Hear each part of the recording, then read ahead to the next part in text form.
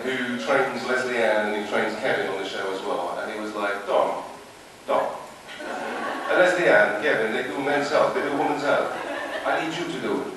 And I was like, Paolo, you know how much hard work that is and how much time I need to do that? And he was like, okay, if you do season 4, we do it.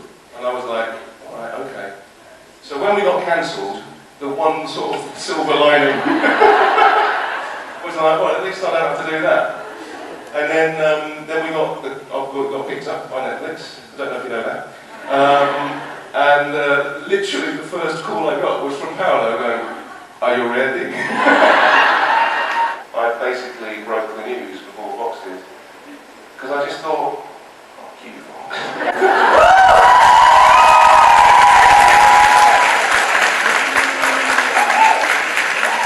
I was just, you know, not that I was ungracious about that decision, but I just thought, if you're going to make that decision, at least tell all the people that are asking. But I have to tell you, I didn't know whether it was the wisest thing for me to do, but once I did it, it was the moment I started feeling better, because that's when my phone just went absolutely crazy. And I felt the love, the rage, the closure. Yeah, no, all of it. It was just like, because I felt, you know, I've been coming to this for a couple of years, I've done a few conventions, I was like, I feel like I'm in a popular TV show, but I don't, for some reason Fox don't make me feel like that. So, you know, ultimately, I would say this, Fox did us the biggest favour in the world by cancelling the show, because I now think we have the best version of Lucifer on our hands. I know that they're really blown away, actually, from the social media kind of response to it. I don't think, this is new territory for Netflix. When they took on Lucifer, I don't think they realised the power of the Lucifans. So they're a little bit like, oh my god, they're still texting us, what's happening? But I think, you know, I think it's been a nice surprise for Netflix. I think everything's pointing in the right direction. I don't want to speak out of turn, but that binge report made me very happy. So yeah, I'm on the Iron Throne. That's what that throne is. Inbar was so much fun, like to come and join the show and just do what she did and like make so much of that character. I just thought she was fantastic actually. She was so much fun to work with. In terms of the hardest scene, gosh, I mean, there was a few this season, but I think when, you know, we were really getting down to it on the emotional stuff this season, and I think, you know, filming that last scene with Lauren was really, we both were really emotional during it, because it you know, it was a real kind of climax in our story. So that was tough.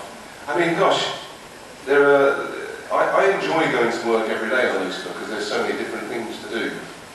And what some people might see as a difficult scene, I kind of like relish. I look forward to doing stuff like that. And I think that moment between Lucifer and Chloe at the end and what is said in that moment is the thing that brings back his angelic nature.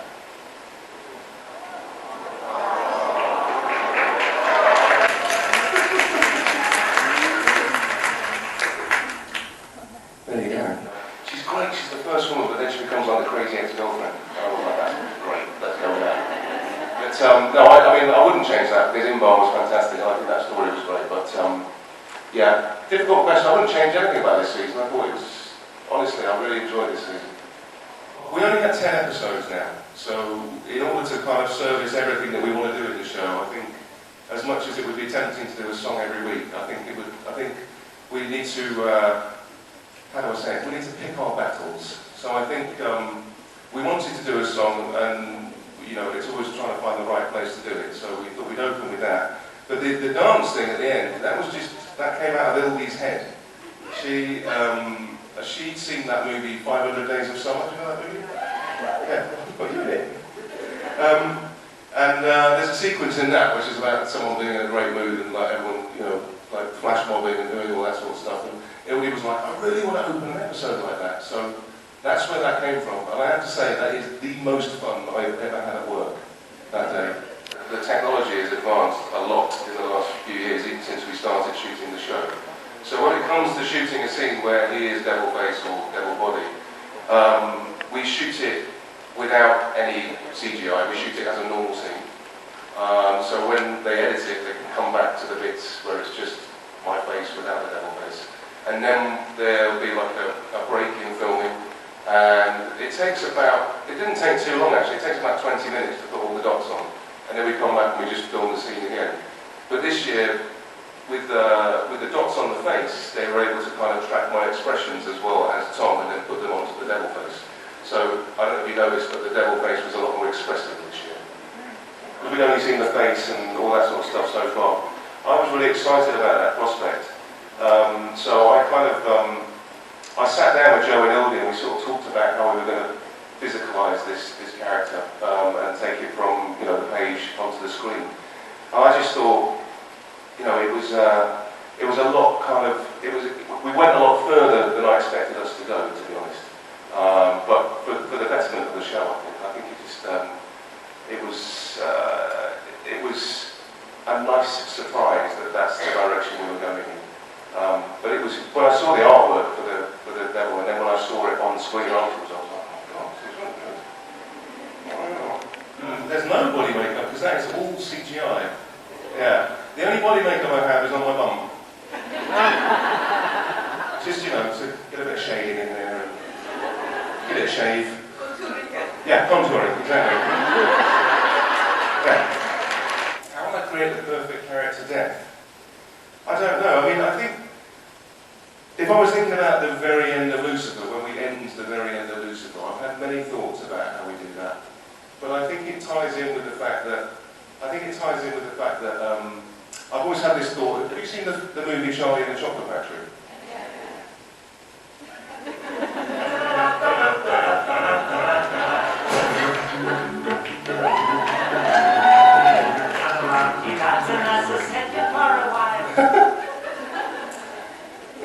Welcome to the inside of my head. I've always thought about the end of Lucifer, right?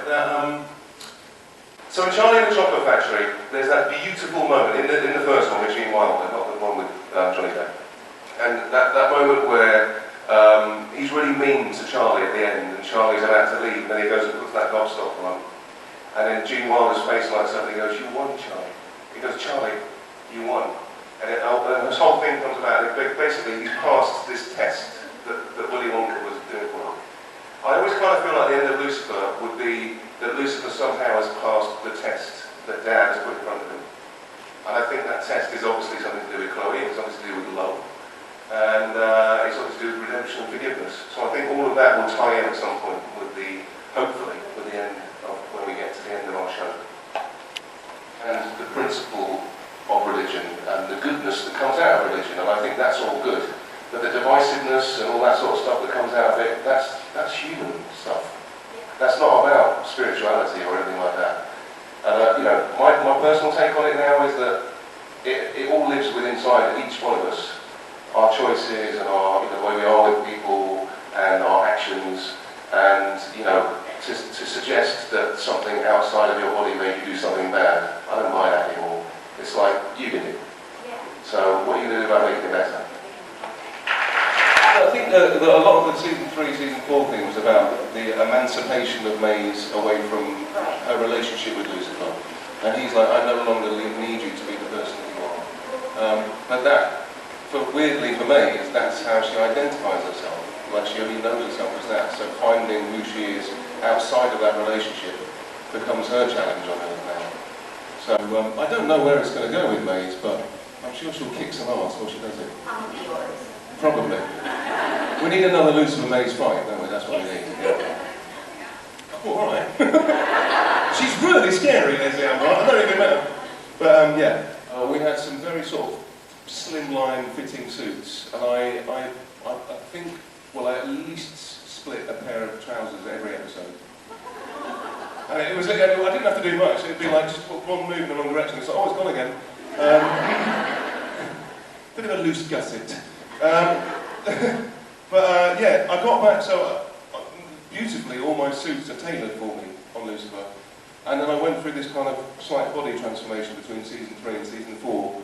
And I got back and none of my suits fitted. I looked like the Incredible Hulk. It was ridiculous. It was like, so we didn't have, because it was like a quick turnaround between finding out and starting. Our costume designer was a bit like, I don't know what I'm going to do. So we kind of had to improvise a little bit. And yes, there was a few sort of split armpits, a lot more split trousers. Yeah. Yeah, I like to tear it up. In your opinion, in the season 5 there will be, can we see deeper and, I don't know, kiss or more? A deeper kiss.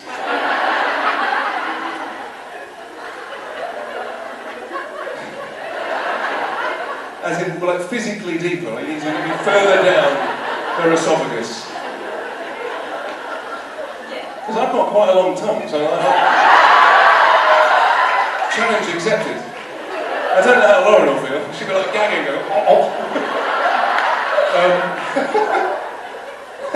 Is that what you meant? I don't think it is it? Will there be a deeper love? Yeah, I think season 6, if we ever get there, will open with a very graphic sex scene. Where I take her from behind. All of the embarrassing things that have happened to me in the last 12 months. Okay. The thirst tweets. Now, this was new for me. I've never witnessed the BuzzFeed thirst tweets, and they sent me an example before I did it, and as I do with most things, I was like, oh great, yeah, I didn't even look at it. I'll do that, because basically I'm a whore. And so I got into the thing, and I was like really up for it, and they went, are you really sure you want to do this? And I was like, yeah, it's just the first tweets. And then they don't let you look at them before you do it. So I'm literally pulling them out, and these are just news to me, each one. I'm like, and the first one I was like, oh my god, this is filthy. And they were like, it only gets worse. Like, oh, how can it get worse? But it really did. It was all I kept thinking as it got worse. I went along, I was like, please don't my mum or my dad or my children ever click on this. Because, my God, I'm talking about something to do with something that I don't even know what they're talking about. But it's very rude. Yeah.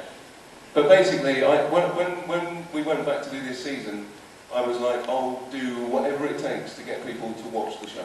From Brazil was also very interesting. When I'm basically, yeah. Did anyone see that? Yeah. They were like, you need the bread, but look like you enjoy. I was like, what, you mean like I'm... One thing that they didn't keep in that, I was like, you want me to be like Lucifer in this? And I had white flour all over my hands, and I was like, if I pretend to... And they were like, no. So, yeah, too naughty for Netflix Brazil. I was like, it's a big product in your country, isn't it?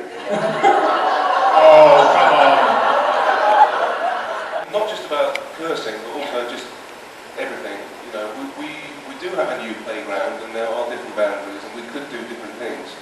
But the weird thing was that our show was already 3 seasons old, and people had fallen in love with that show. And not only have people fallen in love with it, but the huge range of people that fall in love with it, like kids, their grandparents, and everyone in between, had made themselves known to us as a fan, and especially during Save Lucifer. So when we got the green light from Netflix, you know, there was a lot of people umming and ahhing, and a lot of people suggesting maybe on social media that we could do this, we could do that, and blah, blah, blah.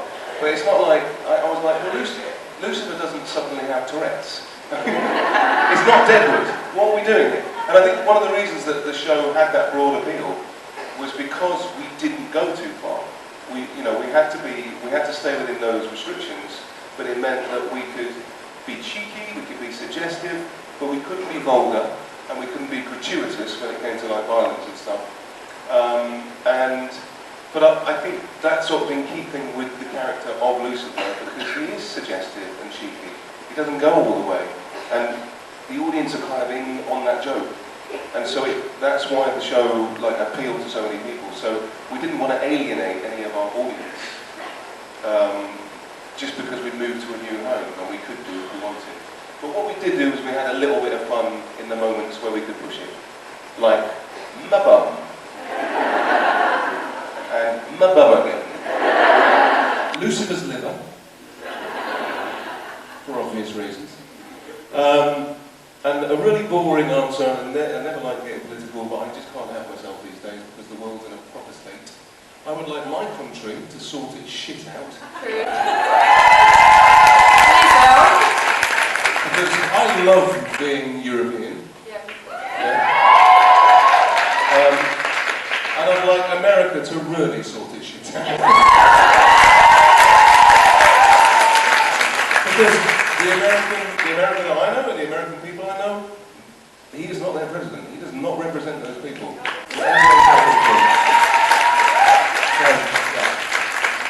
So the whole character of Lucifer from the Bible, I was like, this isn't about the Bible. This is about characters that we know from the Bible, but it's not a retelling of the Bible, for starters. So all I had to go on was what our pilot script was.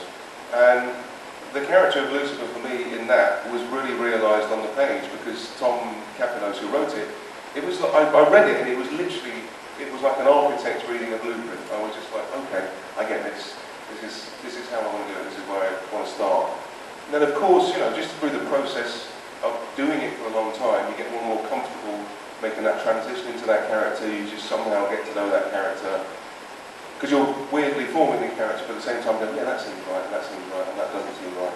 So, I've had a lot of input in it, but because that's my job. But also, I think Joe and Ildi have been very kind to me as well in terms of letting me have a certain freedom with the character that you wouldn't always get on the TV. Okay, let's see that. I think I have to go. I've got Daniela's backstage, she's got her calculator, and they're all backstage. Graham's hammered. So, anyway, I'll see you guys in a bit. I love you so much.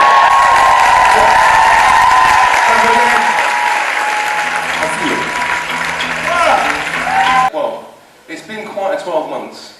I'm glad I'm going home this time, not in the same state I was last time. And I will never stop thanking our fans for saving us, bringing us back, making us a very legitimate show now.